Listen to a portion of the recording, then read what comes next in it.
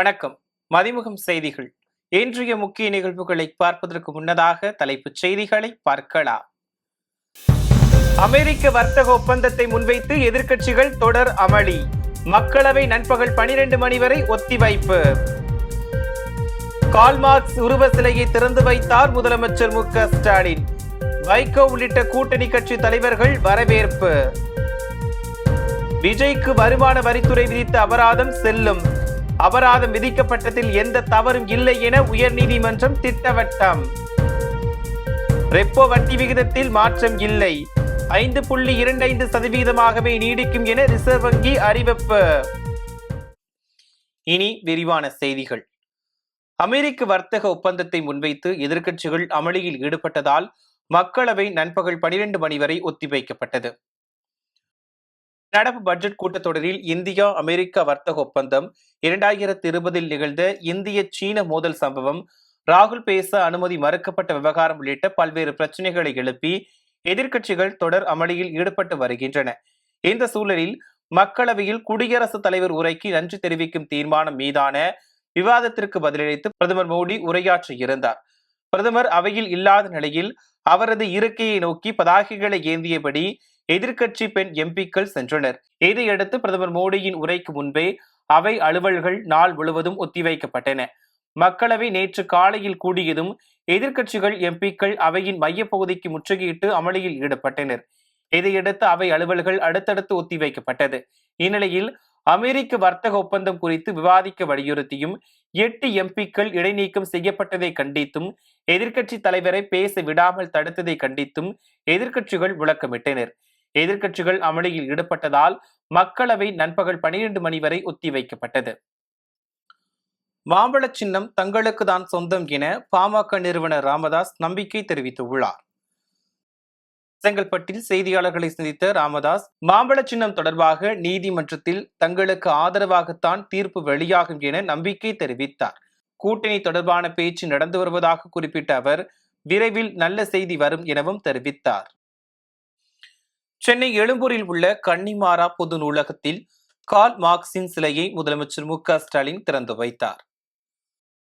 Karl Marx பொருளாதார சிந்தனைகளை மக்கள் அனைவரும் அறிந்திடும் வகையிலும் அவரது புகழுக்கு பெருமை சேர்க்கின்ற வகையிலும் முதலமைச்சர் மு.க. ஸ்டாலின் சட்டப்பேரவையில் விதி 110 கீழ் சென்னையில் அவருக்கு திருவுருவ சிலை நிறுவப்படும் என அறிவித்திருந்தார். அந்த அறிவிப்பின் பயனாக முதலமைச்சர் மு.க. ஸ்டாலின் இன்று சென்னை மக்கள் செய்தி தொடர்பு துறையின் சார்பில் 85 லட்சம் மதிப்பீட்டில் சென்னை எழும்பூரில் உள்ள கன்னிமாரா பொது நூலகம் அருங்காட்சியக வளாகத்தில் புதிதாக நிறுவப்பட்டுள்ள கார்ல் மார்க்சின் உருவ சிலையினை திறந்து வைத்தார். அப்போது கார்ல் மார்க்ஸ் பற்றிய சிறப்பு புகைப்பட கண்காட்சியையும் முதலமைச்சர் பார்வையிட்டார். இந்நிகழ்ச்சியில் கூட்டணி கட்சி தலைவர்களான செல்வ பெருந்தகை, வைகோ, வீரபாண்டியன் மற்றும் அமைச்சர்கள் மா. சுப்பிரமணியன், சேகர் பாபு, மேயர் பிரியா உள்ளிட்டோர் கலந்து கொண்டனர். அதனைத் தொடர்ந்து சென்னை தலைமை செயலகத்தில் இருந்து முதலமைச்சர் மு.க. ஸ்டாலின் பல்வேறு திட்டப்பணிகளை தொடங்கி வைத்தார். ஊரக வளர்ச்சித்துறை சார்பில் 42.40 கோடியில் 6 புதிய சமத்துவபுரங்கள், 212 கோடியில் அங்கன்வாடி, பள்ளி கட்டிடங்கள், பாலங்கள் மற்றும் 1238 கோடியில் 9696 புதிய அடுக்குமாடி குடியிருப்புகளை திறந்து வைத்தார். ரெப்போ வட்டியில் எந்த மாற்றமும் செய்யப்படவில்லை என ரிசர்வ் வங்கி அறிவித்துள்ளது. பணவீக்கம் அதிகரிக்க தொடங்கியதால் வட்டி விகிதத்தில் மாற்றம் செய்யப்படவில்லை என்றும், ரெப்போ விகிதம் 5.25% இருக்கும் என்றும் ரிசர்வ் வங்கி ஆளுநர் சஞ்சய் மல்கோத்ரா அறிவித்துள்ளார். வங்கிகளுக்கான ரெப்போ வட்டி விகிதத்தில் மாற்றம் எதுவும் இல்லாததால் வீடு, வாகன கடன்களுக்கான வட்டியிலும் மாற்றமில்லை என தெரிவிக்கப்பட்டுள்ளது. ரிசர்வ் வங்கியின் இந்த முடிவு நடுத்தர மக்களுக்கு பெரிய ஏமாற்றத்தை அளித்துள்ளது. இதற்கு முன்பு கடந்த பிப்ரவரியில் 0.25%, ஏப்ரலில் 0.5%, ஜூன் மாதத்தில் 0.5%, டிசம்பரில் 0.5% குறைக்கப்பட்டது என்பது குறிப்பிடத்தக்கது. இதனிடையே நடப்பு நிதியாண்டிற்கான மொத்த உள்நாட்டு உற்பத்தி 7.4% இருக்கும் என ரிசர்வ் வங்கி கணித்துள்ளது. பிரதமர் மோடியின் தேசிய ஜனநாயக கூட்டணி பொதுக்கூட்டம் மார்ச் 1 மாற்றம் செய்யப்பட்டுள்ளது. மதுரை மண்டேலா நகர் பகுதியில் நடைபெறவுள்ள பிரதமர் மோடி தலைமையிலான தேசிய ஜனநாயக கூட்டணி பொதுக்கூட்டம் மார்ச் 1 மாற்றம் செய்யப்பட்டுள்ளது. முன்னதாக பிப்ரவரி 28 பிரதமர் வருகை தருவார் என்று தெரிவிக்கப்பட்டிருந்தது. இந்த நிலையில் வருகின்ற மார்ச் 1 மதுரையில் நடைபெறும் தேசிய ஜனநாயக கூட்டணியின் பொதுக்கூட்டத்தில் பிரதமர் மோடி கலந்து கொண்டு பேச உள்ளதாகவும் கூறப்படுகிறது. இந்த பொதுக்கூட்டத்தில் அதிமுக பொதுச் செயலாளர் எடப்பாடி பழனிசாமி, பாமக தலைவர் அன்புமணி, அமமுக பொதுச் செயலாளர் டிடிவி தினகரன் உள்ளிட்ட கூட்டணி கட்சிகளின் தலைவர்களும் கலந்து கொள்ள உள்ளனர்.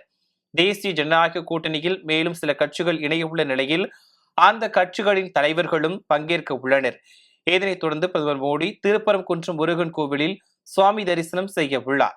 கடந்த மாதம் 23ஆம் தேதி செங்கல்பட்டு மாவட்டம் மதுராந்தகத்தில் நடைபெற்ற தேசிய ஜனநாயக கூட்டணியின் முதல் பொதுக்கூட்டத்தில் பிரதமர் மோடி பங்கேற்று பேசினார். தமிழக சட்டப்பேரவை தேர்தல் தேதி சில நாட்களில் அறிவிக்கப்பட உள்ள நிலையில் பிரதமரின் வருகை முக்கியத்துவம் வாய்ந்ததாக பார்க்கப்படுகிறது. சென்னை கன்னிமாரா நூலகத்தில் கால்மார்க் சிலையை திறந்து வைத்த முதலமைச்சர் மு.க.ஸ்டாலினுக்கு மதிமுக பொதுச் செயலாளர் வைகோ பாராட்டு தெரிவித்துள்ளார். இது தொடர்பாக அவர் அளித்த பேட்டியை தற்போது காணலாம். 49 மாவோ செஞ்சீனத்திலே செங்கொடியை உயர்த்தி கம்யூனிச தத்துவத்தை நிலைநாட்ட வியட்நாம் விடுதலை பெறுவதோடு அது கம்யூனிச தேசமாக மாற ஓசிவின் பாடுபட அதன் ஒரு பகுதியை பின்பற்றி கியூபாவிலே பிடல் காஸ்ட்ரோ, செகுவேரா கியூபா புரட்சியிலே வெற்றி பெற உலகமெங்கும் கம்யூனிச தத்துவம் நிலைநாட்டப்படுவதற்கு காரணமாக இருந்து 1925 இந்தியாவிலே கம்யூனிஸ்ட் கட்சி நிலைநாட்டப்பட்டது. லண்டன் மாநகரில் கார்ல் மார்க்சினுடைய சிலை இருக்கிறது. நான் அந்த இடத்துக்கு சென்றிருக்கிறேன். சிலைக்கு வீர வணக்கம் செலுத்தி இருக்கிறேன். இன்று தமிழகத்தில் கன்னிமரா நூலகத்தினுடைய நுழைவாயிலே கார்ல் மார்க்ஸ் சிலை வைக்க முதலமைச்சர் மாண்புமிகு தளபதி ஸ்டாலின் முடிவெடுத்தது சால பொருத்தமாகும். லண்டனிலே இருந்த நூலகம் அது இன்று அருங்காட்சியகமாக்கப்பட்டு விட்டது. அந்த நூலகத்தை முழுமையாக பயன்படுத்திய முதல் மனிதர் கார்ல் மார்க்ஸ். ஒவ்வொரு நாளும் நூலகத்தில் கடைசி நபராக அவரை வெளியேற்ற பிறகுதான் அந்த கதவை பூட்டுவார்கள். ஆகவே தமிழ்நாட்டில் கன்னிமாரா நூலகத்தை அதிகமாக பயன்படுத்திய பேரறிஞர் அண்ணா அவர்கள் உதவிய இந்த நூலகத்துக்கு எதிரில் வாசலில் இந்த சிலையை அமைக்க முதலமைச்சர் தீர்மானித்தது மிக பொருத்தமாக இருக்கிறது. இனி சென்னைக்கு வருகிறவர்கள் கார்ல் மார்க்ஸ் சிலையை காண்பதற்கு வருவார்கள். சிலை தத்ரூபமாக நான் மற்ற நாடுகளிலே பார்த்த சிலைகளை விட இது மிக நேர்த்தியாக அமைக்கப்பட்டிருக்கிறது. கார்ல் மார்க்ஸ் புகழ் உலகம் உள்ளளவும் வாழும் வளரும். கார்ல் மார்க்சினுடைய புகழுக்கு வீர வணக்கம் செலுத்துகிறேன். வருமானத்தை மறைத்ததாக கூறி நடிகர் விஜய்க்கு வருமான வரித்துறை விதித்த 1.50 கோடி அபராதம் செல்லும் என சென்னை உயர்நீதிமன்றம் தீர்ப்பளித்துள்ளது. 2015ஆம் ஆண்டு வருமான வரித்துறை அதிகாரிகள் நடிகர் விஜய் வீட்டிலும் அலுவலகத்திலும் திடீர் சோதனை நடத்தி ஏராளமான ஆவணங்களை பறிமுதல் செய்தனர். இந்நிலையில் கடந்த 2015-2016 நிதியாண்டிற்கான வருமானம் 35,42,91,890 ரூபாய் என்று விஜய் கணக்கு காட்டியிருந்தார். அந்த ஆண்டுக்கான மதிப்பீட்டு நடவடிக்கையை மேற்கொண்ட வருமான வரித்துறை அதிகாரிகள் 2015ஆம் ஆண்டு கைப்பற்றிய ஆவணங்களுடன் ஒப்பிட்டு பார்த்தனர். அப்போது புலி திரைப்படத்தில் நடிப்பதற்காக அவர் பெற்ற 15 கோடியை கணக்கில் காட்டவில்லை என்று கண்டுபிடித்தனர். இவ்வாறு வருமானத்தை மறைத்ததற்காக விஜய்க்கு 1,50,00,000 அபராதமாக விதித்து கடந்த 2022ஆம் ஆண்டு ஜூன் 30ஆம் தேதி வருமான வரித்துறை உத்தரவு பிறப்பித்தது. இதை எதிர்த்து சென்னை உயர்நீதிமன்றத்தில் நடிகர் விஜய் வழக்கு தொடர்ந்தார். இந்த வழக்கை விசாரித்த உயர்நீதிமன்றம் அபராதம் விதித்த வருமான வரித்துறை உத்தரவுக்கு இடைக்கால தடை விதித்து உத்தரவிட்டது. இந்த வழக்கு நீதிபதி செந்தில்குமார் ராமமூர்த்தி முன்பு இறுதி விசாரணைக்காக வந்தது. அப்போது விஜய் தரப்பில் சட்டப்படி அபராத உத்தரவை 2019ஆம் ஆண்டு ஜூன் 30ஆம் தேதிக்கு முன்பே பிறப்பித்திருக்க வேண்டும். கால தாமதமாக சுமார் 3 ஆண்டுகளுக்கு பின்னர் 2022ஆம் ஆண்டு உத்தரவு பிறப்பித்தது சட்டப்படி தவறு என்றும் உத்தரவை ரத்து செய்ய வேண்டும் என்றும் வாதிட்டார். வருமான வரித்துறை தரப்பில் வருமான வரி மதிப்பீட்டை எதிர்த்த அப்பீல் முடிந்த பின் 6 மாத கால அவகாசத்திற்குள்ளேயே அபராத உத்தரவு பிறப்பிக்கப்பட்டுள்ளதாக தெரிவித்தனர். வருமான வரி சட்டப்படி நடிகர் விஜய்க்கு அபராதம் விதித்தது சரிதான் என்றும் விஜய் தாக்கல் செய்த வழக்கை தள்ளுபடி செய்ய வேண்டும் என்றும் வாதிடப்பட்டது. இருதரப்பு வாதங்களையும் கேட்ட நீதிமன்றம் வழக்கின் தீர்ப்பை தேதி குறிப்பிடாமல் தள்ளி வைத்திருந்தது. இந்நிலையில் வருமானத்தை மறைத்ததாக 1,50,00,000 ரூபாய் அபராதம் விதித்ததற்கு எதிராக விஜய் தொடர்ந்த வழக்கில் விஜய்க்கு விதிக்கப்பட்ட அபராதம் செல்லும் என நீதிமன்றம் தெரிவித்துள்ளது. தமிழக வெற்றிக் கழகம் சார்பில் தேர்தலில் போட்டியிடுவதற்கான விருப்ப மனு விநியோகம் தொடங்கியது.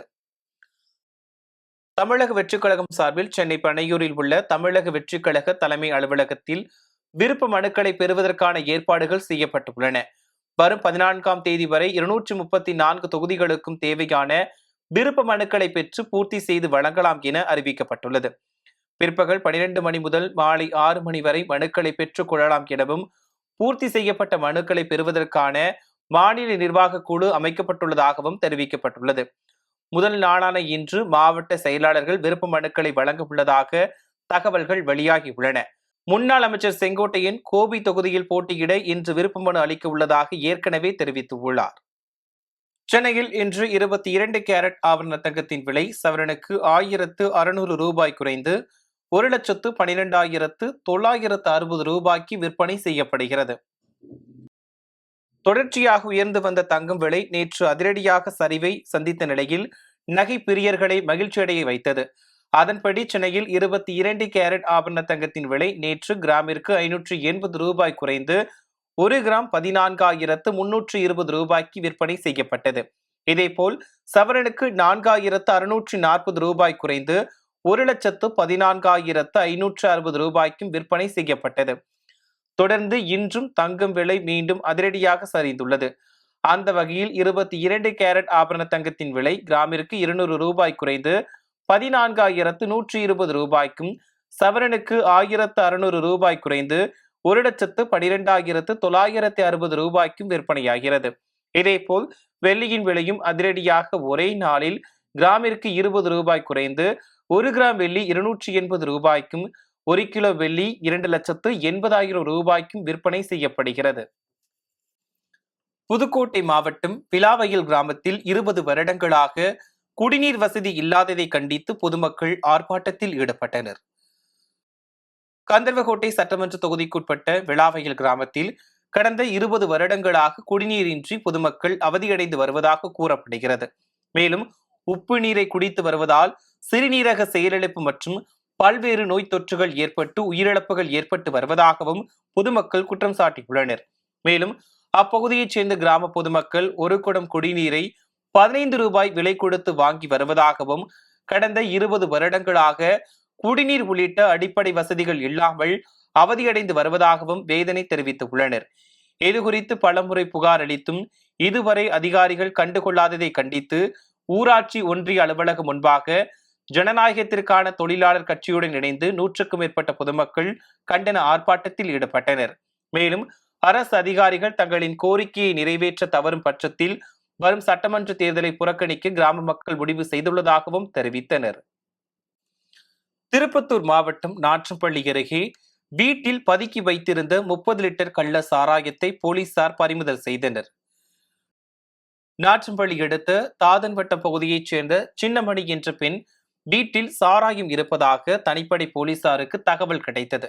அந்த தகவலின் அடிப்படையில் சம்பவ இடத்திற்கு சென்ற போலீசார் சின்னமணியின் வீட்டில் விற்பனைக்காக பதுக்கி வைத்திருந்த 30 லிட்டர் சாராயத்தை பறிமுதல் செய்தனர். பின்னர் சின்னமணி மீது போலீசார் வழக்கு பதிவு செய்து நீதிமன்றத்தில் ஆஜர்படுத்தி வேலூர் பெண்கள் மத்திய சிறையில் அடைத்தனர்.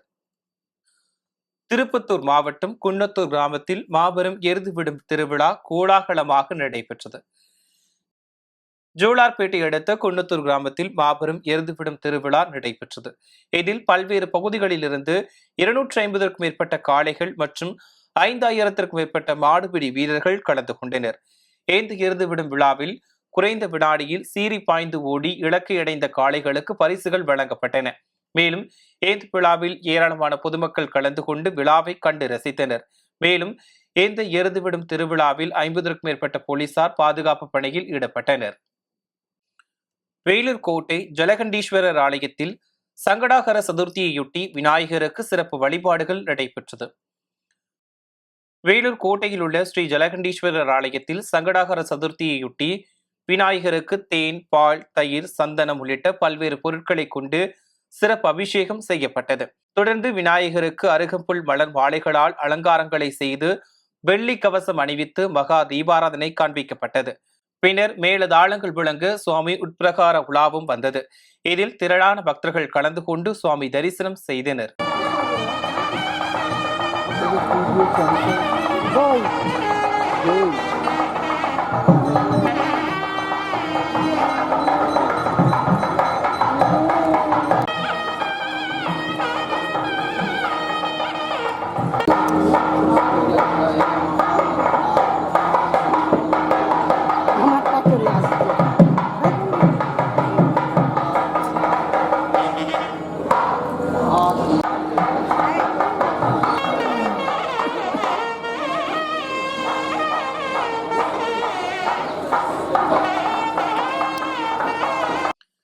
சென்னை நீலாங்கரையில் சிறுமிக்கு பாலியல் தொல்லை கொடுத்த சிலம்பம் பயிற்சியாளர் போக்சோவில் கைது செய்யப்பட்டுள்ளார்.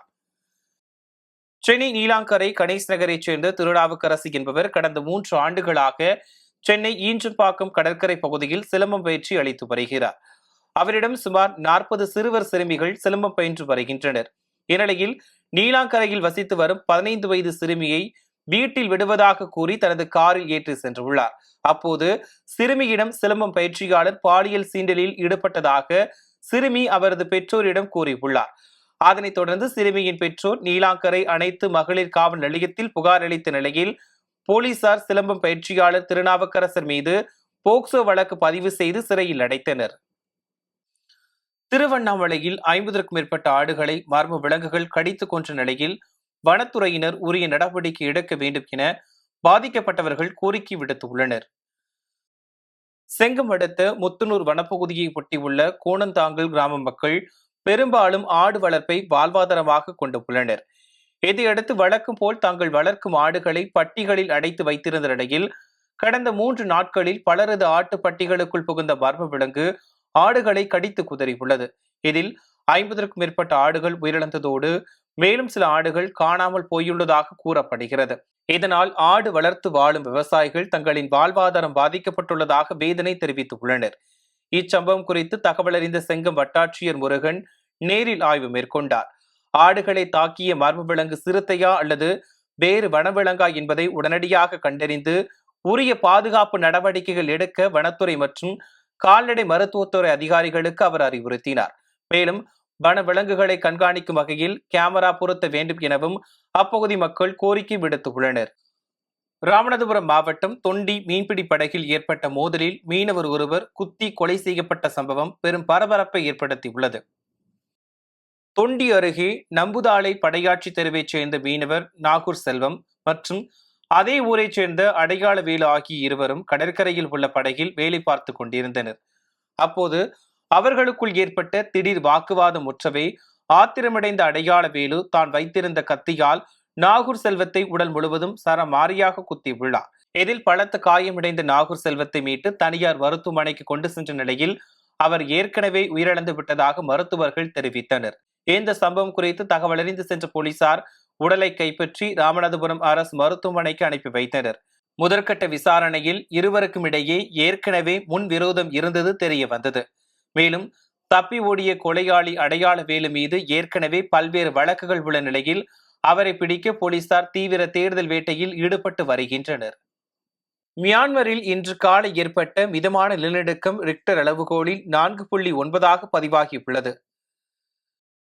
மியான்மரில் வெள்ளிக்கிழமை அதிகாலை 6:03 மணியளவில் நிலப்பரப்பில் இருந்து சுமார் 96 கிலோமீட்டர் ஆழத்தில் 4.9 ரிக்டர் அளவிலான நிலநடுக்கம் ஏற்பட்டுள்ளதாக தேசிய நில அதிர்வு மையம் தெரிவித்துள்ளது.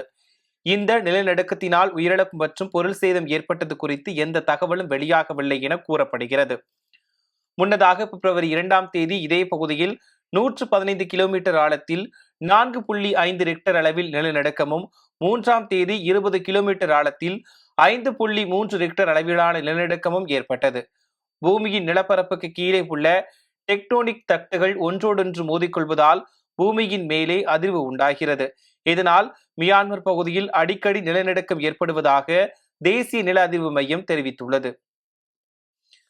ஸ்பெயின் மற்றும் போர்ச்சுகல்லை உள்ளடக்கிய ஐபீரிய தீபகற்பத்தை தாக்கிய லியோ புயலால் குடியிருப்புகளுக்குள் வெள்ளம் புகுந்தது. ஐரோப்பிய நாடான ஸ்பெயினின் தெற்கு பகுதியில் கடந்த வாரம் வீசிய கிறிஸ்டின் புயலால் ஏற்பட்ட பாதிப்புகளிலிருந்து மீள்வதற்குள்ளாகவே தற்போது லியோ புயலால் பெரும் பாதிப்பு ஏற்பட்டுள்ளது. அந்நாட்டின் அண்டலூசியா மாகாணத்தில் கொட்டிய கனமழையால் வெள்ளக்காடாக காட்சியளிக்கிறது. மேலும் வீடுகளில் தண்ணீர் புகுந்த நிலையில் பொதுமக்களை மீட்பு படையினர் மீட்டனர். ஹெலிகாப்டர்கள் மற்றும் விமானங்கள் மூலம் வெள்ள அபாயம் உள்ள ஆறுகள் மற்றும் அணைகள் கண்காணிக்கப்பட்டு வருகின்றன. இதனிடையே ஸ்பெயினின் அண்டை நாடான போர்ச்சுகல்லில் சாடோ ஆற்றின் கரை உடைந்து ஊருக்குள் தண்ணீர் புகுந்ததால் அல்சேகர், டோல்சால் உள்ளிட்ட நகரங்கள் தண்ணீர் மிதக்கின்றன. மீண்டும் தலைப்புச் செய்திகள். அமெரிக்க வர்த்தக ஒப்பந்தத்தை முன்வைத்து எதிர்க்கட்சிகள் தொடர் அமளி. மக்களவை நண்பகல் 12 மணி வரை ஒத்திவைப்பு. கால்மார்க்ஸ் உருவ சிலையை திறந்து வைத்தார் முதலமைச்சர் மு.க. ஸ்டாலின். வைகோ உள்ளிட்ட கூட்டணி கட்சி தலைவர்கள் வரவேற்பு. விஜய்க்கு வருமான வரித்துறை விதித்த அபராதம் செல்லும். அபராதம் விதிக்கப்பட்டதில் எந்த தவறும் இல்லை என உயர்நீதிமன்றம் திட்டவட்டம். ரெப்போ வட்டி விகிதத்தில் மாற்றம் இல்லை, 5.25% நீடிக்கும் என ரிசர்வ் வங்கி அறிவிப்பு. இத்துடன் செய்திகள் நிறைவடைந்தன. மேலும் செய்திகள் இரவு 8 மணிக்கு. மேலும் செய்திகளை தெரிந்து கொள்ள மதிமுகம் பிரைம் யூடியூப் தளத்தில் இணைந்திருங்கள்.